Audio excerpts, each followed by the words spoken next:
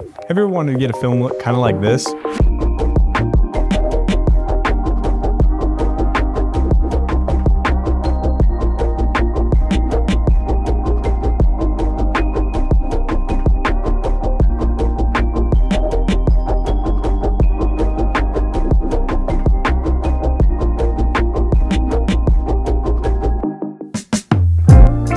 I first need to pre-apologize. My office chair is on the fritz, and it has been for the last probably 2 years, and just never got around to replacing it. It just slowly sinks, so throughout the video you may see me up and down, so no, I am aware of that.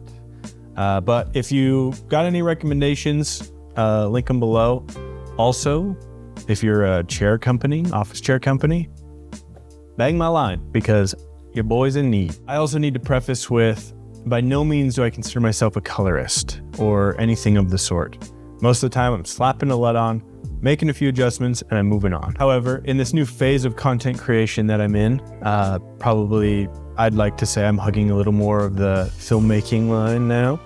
I want to be super intentional about what's hitting my timeline, whether that's the composition of the shot, the sound effects, the music, and a big one being the color grade. How can my colors help tell the story or amplify the story I'm trying to tell? A few months back, a company called Dehancer Pro, Dehancer Film Emulations, however you've come to know them, hit me up asking if I would like to test out their product in exchange for an honest review here on YouTube. And of course I said yes. I was no stranger to the Dehancer product. I've never tried it, but I'd seen it before. I've seen a lot of videos that I was super impressed with the grade they were able to come up with, and come to find out, they used the Dehancer plugin. So very stoked to be able to try it out. And yeah, actually my latest video for the Joy that I just posted was actually graded with Dehancer. A little help from Elementary, but mostly in Dehancer. Let's actually jump into that film, the timeline here, and take a look at what I was able to do with Dehancer. Okay. So we're here in the timeline. As you can see, got everything going on here.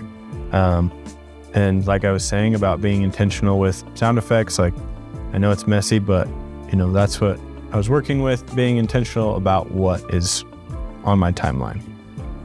So to start, obviously we're gonna slap on our adjustment layers, and then, and don't look over here just yet in the Elementary tab, because we are going to go to the Dehancer tab first. So there's plenty of videos out there to show you how to get, you know, through the settings, what everything does. So I'm not going to do that because, like I said, I'm not a colorist. I don't know what I'm doing. I was just clicking buttons. Initially, I was super overwhelmed with all the different settings and settings within the settings that you had.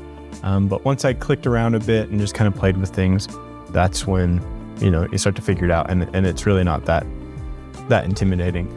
So to start, you have your input. This is where you choose your camera. It does come automatically in the Rec 709 setting. So you just go in, pick your camera.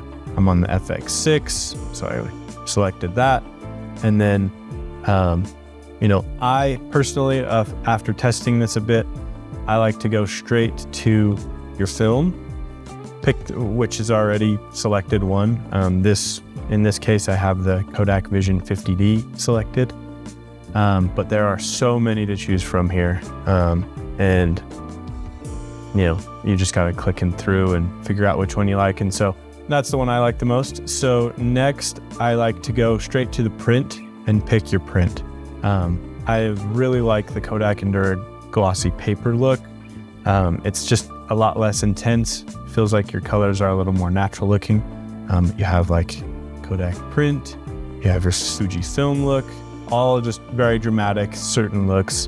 And then you got that. So anyway, I just like how this one pulls out a little more contrast out of your base film look, which is that Kodak Vision 3 that we had selected. And then I like to jump down into halation and turn that on first. It comes disabled, so you have to enable it. And obviously you can't totally see it on here. It's not making a huge difference, but in the final edit, you can really see a difference. And there's tons of different options here. So you could even go really crazy and throw on like an 8mm look, and it'll add a little more magenta or orange into your footage. So that's why I like to do it kind of initially, so then I can compensate for that as I edit. Next, I go to bloom. This just helps me kind of figure out what's going on with the highlights. I like to turn it up for in this case, just because I was shooting it on a fairly sharp lens, which is the new Blazar Apex 50mm. So I just wanted to soften it up, make it a little less punchy in the highlights. And that's all I did for that initial stuff. Turned on my halation, turned on my bloom, got my stuff selected, and overall it was already a decent look. And I'll show you some befores and afters and whatnot.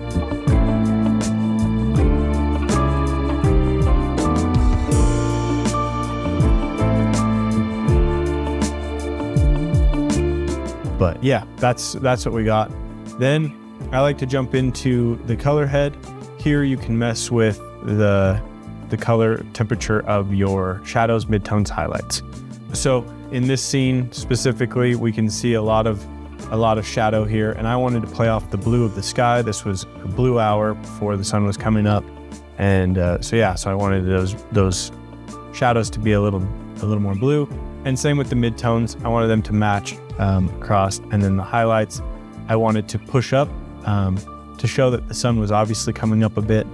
Again, I'm not a colorist, so I'm just going off of vibes, you know what I mean? Overall, I think it's pretty good. Held onto the white decently. Like I said, you can look at all sorts of tutorials that show you what to do and why you do it. So yeah, you can come back through and start messing with the different settings within each tab. In the input tab, you have your temperature and color. Personally, out of habit and just being comfortable with it, I actually come back over to the Lumetri color tab and start making adjustments over here. I find it a little bit easier for me personally, but you do have a little bit more of a variety in the Dehancer plugin.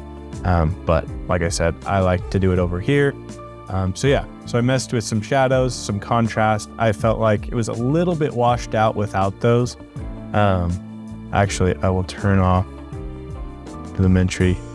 So you can see there, it like washes out the rocks a bit, and then has a little bit more of a teal, greenish look that I wasn't really like super hyped on. So I went back through, dropped in a little more magenta, brought up the blues a little more richer, and so it looked a little more intentional. But yeah, that's pretty much it. I also, case to case, it's tough. Film grain, I did throw that on, I forgot to mention, but I do the most subtle one I can. I didn't want it to be super overpowering for this. Watching it back, once I exported it, I actually probably could have stuck with like a 35 at ISO 50. I think that would have been probably a cool look.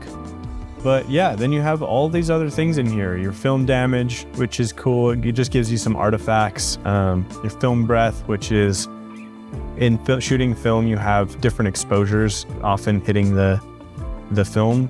And so that just kind of tosses that effect in if you're really trying to sell that film look. Gate weave, same thing. You're just having some shift in the framing. And then your overscans, which is just your different overlays. Let me enable that. So as you can see, you get your different like 8mm looks. This was shot in anamorphic, so it's not necessarily gonna do the best right there. Yeah, that's pretty much it. Like I said, I'm not a colorist, so I don't really know. I'm literally just going off of what I think looks good. But I think that's the point. And Dehancer just allows you to do that a little bit more. You're wanting that more halation-y film look, with some film grain. This all has that all in there, which is really cool. Like I said in the beginning, I really just wanted to be able to express myself a little more in my filmmaking, and I think this is a really cool way to do that. Again, I'm no colorist. I don't really know what I'm doing. Just going off of what I think looks cool and what I think is helping kind of propel my story in the way that I want it to be viewed. So the Dehancer product, dehancer.com, you can go on, check it out. You actually can download it free. There's just a big watermark, but you can go in and mess with things. You can kind of see what it has to offer before you actually buy. But I suggest doing that. checking it out, see if it works in your workflow and helps you tell the stories you're wanting to tell. And yeah, I think that's all I got for you today. Hopefully this was cool.